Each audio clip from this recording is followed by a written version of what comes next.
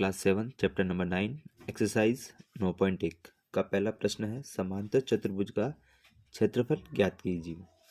तो इसका फॉर्मूला क्या होता है? समांतर चतुर्भुज के क्षेत्रफल का आधार इंटू ऊंचाई। तो हमें ये डायग्राम दे रखा है, तो ये वाला अपना हो जाएगा आधार, कितना दे रखा है 7 सेंटीमीटर, और ये वाली हो जाएगी ऊंचाई, कितनी दे रखी है 4 सेंटीमीटर। तो हम इस सूत्र के अंदर रखेंगे, इस फॉर्मूला के अंदर, और मान निकालेंगे, क्षेत्रफल निकालेंगे। आधार कितना दे रखा है 7 सेंटीमीटर, इंटू का इंटू, और ऊंचाई कितनी दे रखी है 4 सेंटीमीटर। तो 4, 7 को 4 से गुणा करेंगे 28, और हम क्षेत्रफल निकाल रहे हैं तो क्या आ जाएगा सेंटीमीटर स्क्वायर। इसका दूसरा प्रश्न, ठीक है।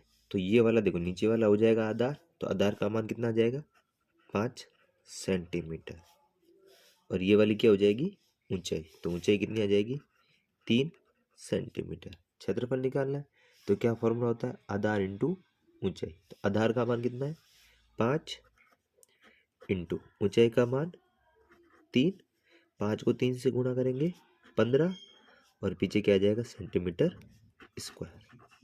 ठीक है, ये इसका आंसर पूरा हुआ। चौथा प्रश्न, तीसरा और पांचवा आपके लिए होमवर्क, आप खुद करेंगे, ठीक है। चौथा मैं करवा रहा हूँ। तो देखो ये वाली क्या हो जाएगी अपनी 4.8, ये तो हो जाएगी ऊंचाई, तो ऊंचाई कितनी आई 4.8 सेंटीमीटर, और आधार क्या हो जाएगा, ये वाला आधार हो जाएगा, कितना हो जाएगा आधार 5 सेंटीमीटर। ठीक है, समांतर चतुर्भुज का क्षेत्रफल आधार इंटू ऊंचाई, तो आधार का मान 5 इंटू ऊंचाई का मान 4.8। तो अब 5 को 4.8 से गुणा करना है, ठीक है। तो देखो गुणा करके देखते हैं,